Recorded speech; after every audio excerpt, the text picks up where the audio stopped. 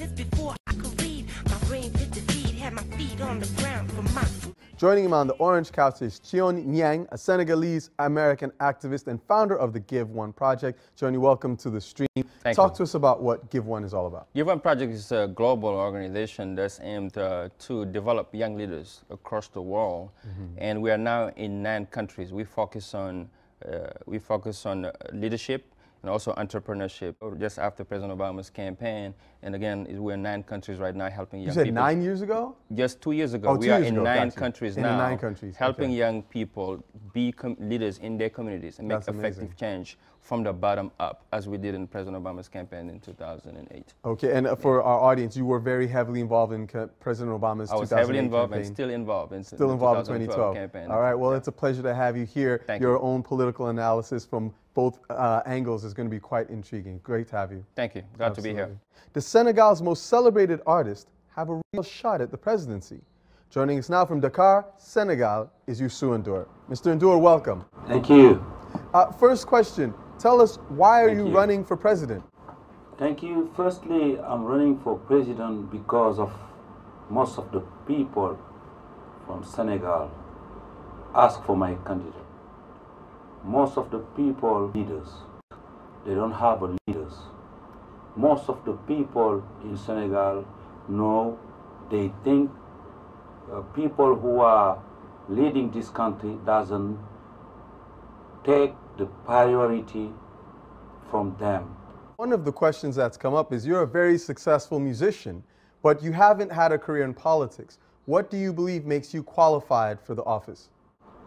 I think I don't have a big experience with politics, but the conscience, political conscience, I have since now, more than 40 years. I have this conscience.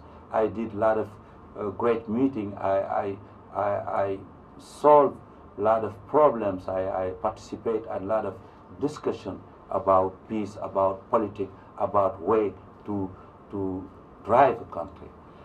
But then we also have Senegal Decides on Twitter saying, it is a pure delusion to think that N'Dour will be elected president of Senegal. He will not be elected. So, Thione, to you, would you agree with this? I mean, what do you think? Is it a delusion to think he might be elected? Well, I believe the electability of Youssou N'Dour. First of all, I wanted to commend him for his courage to decide to step into the place, because all of us, Senegal is my homeland. And we all looked up to him as somebody who's worked very hard and shows the way that you can come from nothing to be something. You know, it's interesting on that point. We got this tweet from Zito Alex saying that Youssou N'Dour is self-made, he's a philanthropist, and he's made huge strides for free press in Senegal. He's theirs. He's a self-made man. Everything he's got, he's went back home and shared with the Senegalese people. He's hired hundreds of Senegalese people that work through his media companies, everything else. He's an icon to us. But then elected somebody to a president is a whole different ball game. For that, it's not for me to decide. It's the Senegalese people, as he said, that's going to decide if he's going to be the president or not. So let's see when the elections come through if the Senegalese people will accept his candidacy with that. So President of Senegal, we will see with that. So let's bring it back to you then, Mr. N'Dour. On that front, what are some of your criticisms of the current president, President Wade? Thank you, my brother John. I think, Mr. Wade doesn't have right to be a candidate because our constitution is clear. He ran twice, 2 times. He doesn't have the right to run again. This is the first thing. I think Mr. Wade did some good things. We have to help him to get out in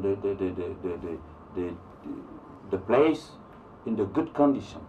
I can guarantee to Mr. Wade, he did a lot of great things to Senegal. We're going to help him to be someone who helped this country, someone who did a lot of things for Africa, but he doesn't have the rights. Mr. Wade tried now to say, okay, let's see the Conseil Constitutionnel. He doesn't have the rights to go to the Conseil Constitutionnel.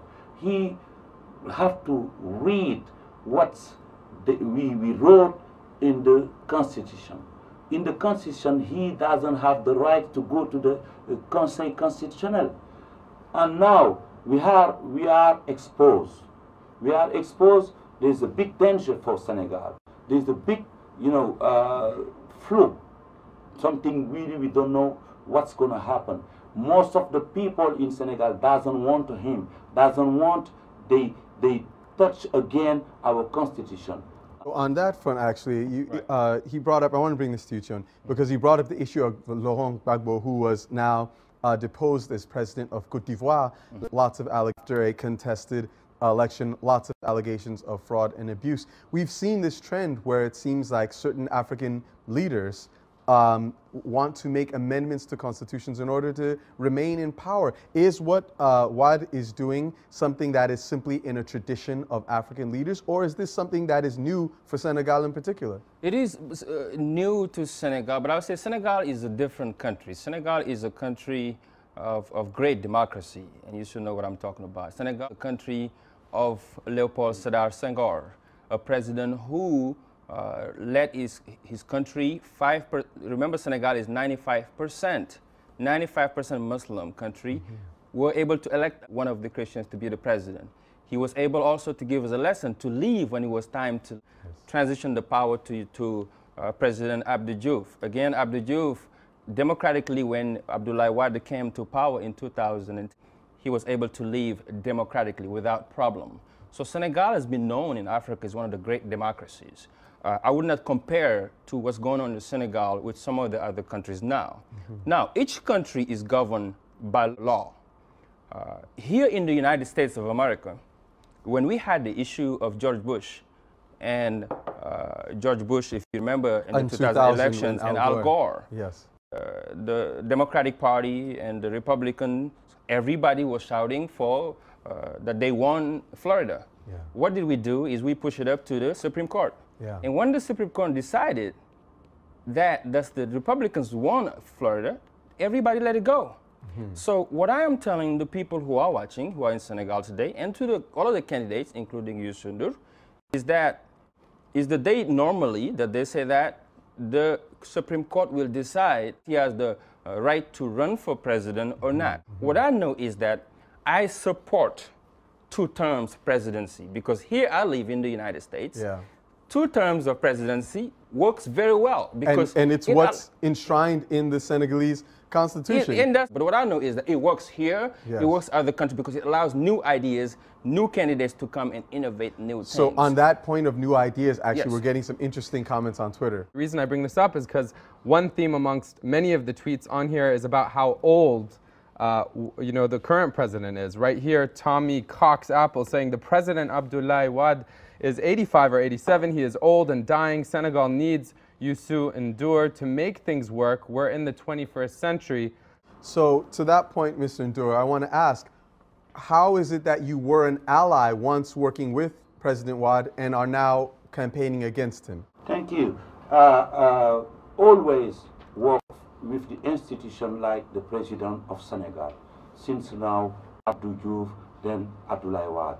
Doesn't make confusion with the institution, with the someone who have a party. I never support Abdoulaye Wade with his party. I never support Abdoulaye Wade during the election. I support the president. I heard before Thione Niang saying, okay, if you have problem, you have to go to the Conseil Constitutionnel. He doesn't have the right to go to the Conseil Constitutionnel. The Constitution say to him, you doesn't have the right. Do you believe that this will be a free and fair election? This is a big question. And a big question not just from me, from the old Senegalese, from the old people who are supporting democracy. They have the responsibility. Even Mr. Wade doesn't have the rights to be a candidate. He has the responsibility to organize this election. We think this election is going to be clear. This election is going to be democratic. He has the historical responsibility. I'm not sure we're going to have clear election. This is why also I ask the international community to tell Mr. Wade, if this election is not clear, it's going to be big problem. It's going to be something that doesn't help Senegal. So, Thione, I want to ask you on that point.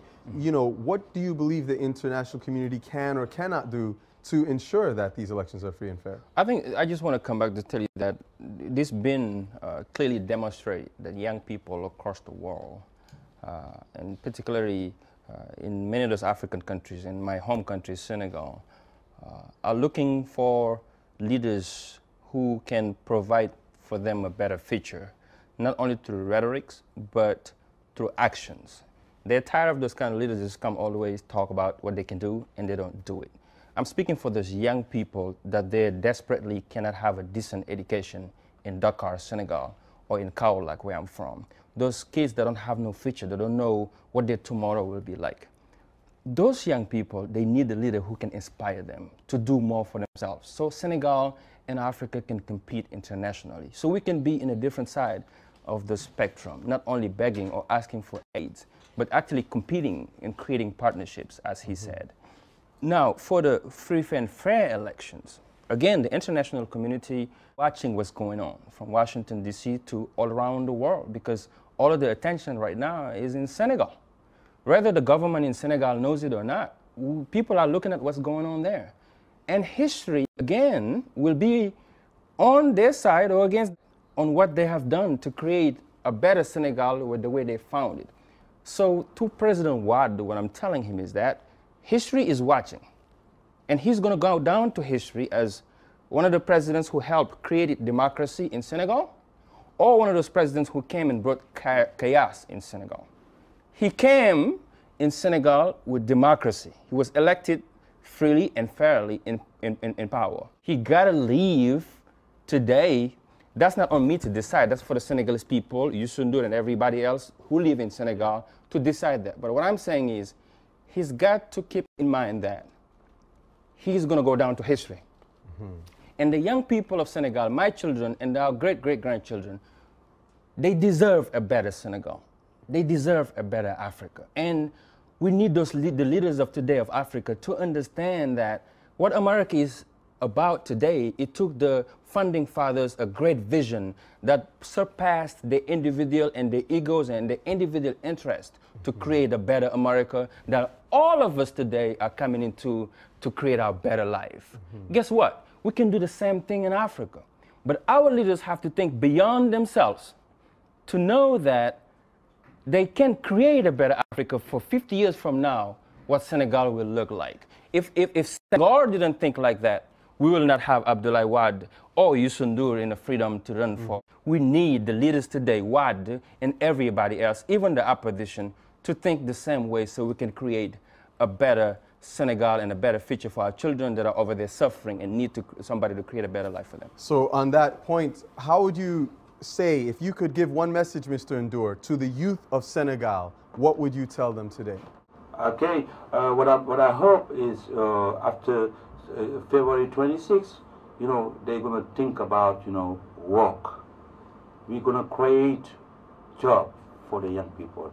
I want to say to them also, they have to keep their responsibility for this, what's going to happen today. No violence, but to be strong to make sure we respect what we have together. Thank you very much, Youssou N'Dour. It's been an honor, pleasure having you with us. Thank you, Niang. Thank you, John. It's really a very critical moment. As Thione has let us know, this is a defining moment. A defining moment because it's a powerful democracy, an historic democracy on the continent, and yet we see that democracy in a moment where it determines whether it stays along that democratic path or whether it follows the path that has been laid by so many African leaders in the past who have simply not wanted to go. Exactly. We have a few tweets, you know, about you, Thione. Poor captures the spirit of the American dream, poor immigrant to successful businessman. And one question that hopefully you can answer for that chick Awa on Twitter saying, she asks, why is Thione not running for presidency? Educated, worldly, well-spoken, and most importantly, political experience. Well, I think, you know, I choose at this moment to live in the United States. This is where I'm at. Senegal is my home country. No matter where I'm at, you know, what happened in Senegal going to affect me personally. My mother is there, my father is there, my whole family is there. So I got to have my eye in Senegal. but I just don't have no interest right now into running for office. I think we have enough candidates at home running for president. So it's just 14, I think, or 16 of them. I think we have enough of them, you know. Right. So, and then some of them, I think they're qualified to run the country. You know, another thing that I would also point out just on that front is it's interesting how people kept raising the age of President Wade, 85 years old. And one of the things I would notice is, like, in Ghana, we had this joke that when Obama came a few summers ago, everyone was so excited to see him. It's like, Obama is in Africa. It was like summer of 2009, Obama, Obama. Everyone in Ghana loved it. It was a big deal. But the Ghanaian youth were joking that, listen, if Obama was Ghanaian, the guy is not 50 years old. Young. The president, he's too young. Right. Nobody's going to listen to him. It's like you have to be 50 plus before we even pay attention. Exactly. But you got to remember also in Senegal, people talk about his age, but age, you really, in cultural differences in the Western world, what it means to us is different. Yes. Because in Africa, again, the older you are, the wiser you are, and we don't reject older people. Yeah. There's a saying in my language that in Senegal that if the older person dies, the whole library is burned down. So it's not really a critical issue for us. Right.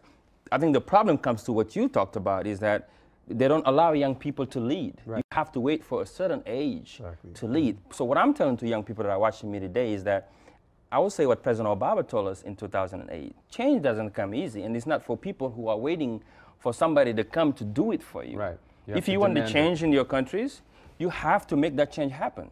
When we saw here in Washington, in America, that we were tired of George Bush and the Republicans, everybody, we went to work. 2 long years of campaigning. It took us sacrifices we made.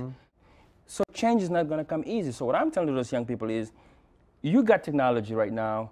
You can educate yourself on the issues, but mobilize, get involved, talk to other young people, do what you got to do to bring that change from your community, from that bottom up, because the power is still within the people, and those are the future of the country, and that's young people that's watching us all over the country. Unfold. Thione, thank you so much for being with us. We appreciate you. You made a great job getting people involved.